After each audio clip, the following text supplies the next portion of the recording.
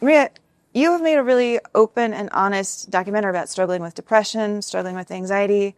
And maybe it is just me, but I cannot imagine anything more anxiety-inducing than giving my life over to two directors to shape into a story. I think I told my story so many times on stage and, definitely, had a platform for many years. So I feel like it feels not, it doesn't feel like a big deal. Also, I'm a showboat. I love the lens. And I love the lens. More on this.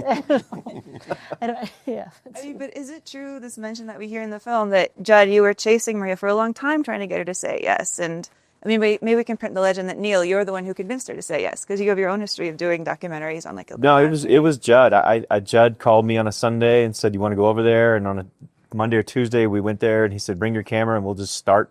So it was really just like jump off the cliff all of a sudden. But Judd was really the catalyst for all of it. Sticky. And have you been hounding her for a while?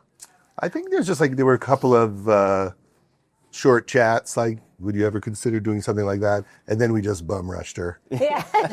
We just showed up with a camera and $500 and a banana. Yeah. That's all I need. Just a little cash and some fruit. What'd you spend it on? Part to pay the local cafe barista who was working that day, and then also to pay the audience member who was watching my show that I was doing, on camera. And then the rest, that's kind of mine. But yeah, greenies, dog wear. Yeah. Gosh. Dog tuxedo. Dog tuxedos. Well, Judd, you've had this interest in the inner lives of comedians that goes way back to when you were really young, tracking comedians down and interviewing them, then doing feature films, and now you've really been studying the art of doing documentaries. When you're approaching a new project with somebody like Maria, what made you decide this should be a documentary as opposed to something more like The King of Staten Island, a romance about her husband? Well, I was always interested in Maria's story and had seen her talk about it on stage and heard it on a lot of podcasts.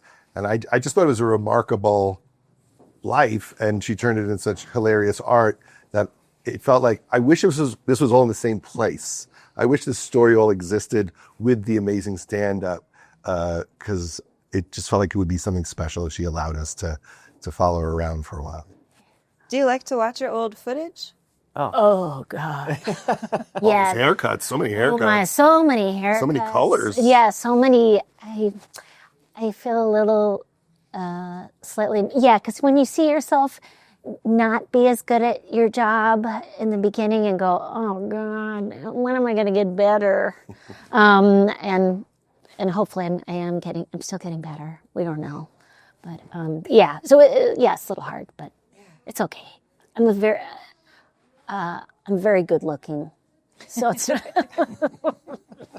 You watch it, you're like, I love those slacks. Yeah, I had the same thought. You have some great jeans in this movie. I was like, ooh, where'd she get those? The 90s outfits were completely on point. Thank you. But so what was it like for the two of you then to go back and rewatch all of Maria's footage? And here's a person you know, but you're really getting to study her, make a study case of somebody who's becoming a friend. I think the first thing, one of the first things we did is we put her whole life together just using stand-up. So that was cool, because I know Judd loves to go through old shows and just listen to comedy. So making this hour and a half thing of her whole story just with her jokes was a really great exercise to find out where this could go. But that was a lot of fun, just watching stand-up all day long. Nice. I'm curious, would you, Judd, ever let somebody make a documentary about you? No? No. What idiot would do that? Someone should do that. Yeah. No, I think you have to be in a very strong emotional place to offer all that up. And so as much as I seem together, I'm so much farther behind Maria than you would assume. It's almost like a sociopathic ability to seem normal, but there's a lot of work to do before I can tell the tale. No. He'll give you $500. Well, yeah. Yeah, and a banana. $500 and a banana. Well, it would be like if Maria's fully formed and has gone through, it'd be like a prequel. Yeah. I think it could be, if you paid me in Haagen-Dazs. There you go. You might have a chance. What flavor? Just vanilla, but you'd have to get me some Hershey's syrup. The syrup. Yeah. And then I'll just take a bite, pour the syrup on the bite, and You got to eat it the way you want to eat it. then let the Ozempic fight it out with ice cream. You know? I put Swiss Miss Yeah. on top of my ice cream. Swiss Miss cocoa powder. Mix it in weird malted sort of situations. This is good. That's so old fashioned, so classic. You have to let it melt down a little bit before you can do that? No. Well, so how did you guys decide that Paralyzed by Hope was the right title for this? So I just told the story to Maria, actually. We went through dozens and dozens of titles, always talking about it. And then one day Judd said, what about Paralyzed by Hope? And everyone said, that's it.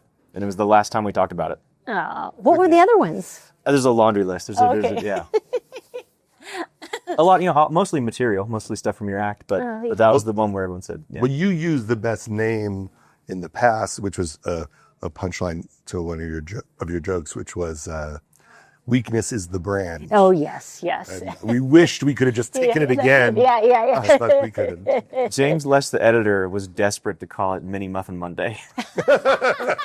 He's not wrong. He's not Because that's a movie you want to see. You want to go, oh, Mini Muffin Money. Yeah. I mean, everyone's going to say yes. Yeah. I have to remember, hard to first read the title, I was like, did Maria have an accident and I didn't know about it? I got really nervous. Sorry? Oh, when I first heard the title was Paralyzed by Hope, I thought, like, did you have an accident and I didn't? Oh, God. No. Scared. It's an emotional state of, way of saying that I'm always a optimistic person, but with a realistic sense of doom. I mean, do you feel like in this moment in history, people are coming around to that mood? Yeah, I mean, it's bad. It's obviously so bad, but then, like, I think some of the joyfulness of the protests, of people putting their lives on the line, but also being in an inflated frog costume, I'm a fan. If I'm going to be arrested, I want it to be as a dinosaur. Yeah, I mean, fighting things with humor. Yeah. Makes sense. Yeah. Well, I want to ask really quick before we go, Maria, you have spent like decades of your career going up on stage, sharing your story, hearing applause, coming off. Was the applause last night different, sharing your story as a movie form and then hearing it at the premiere? Totally different. Like, because it feels like home movies too, and my friends were there, and and I was, seeing my parents who are no longer with me, or just feeling I'd been crying and just feeling so grateful. This is a rare happenstance that someone would take time to recognize your work or your life. Yeah, it's just so incredible. It couldn't have been better, and it was also nice because I just got to sit the whole time, and they had free food in the green room. So can we get the 500 back? Well, okay, we'll talk about it. To the point, why stand up when you could sit down? You can sit down. When a lot of comedians are doing that now. I've seen a lot of stool work.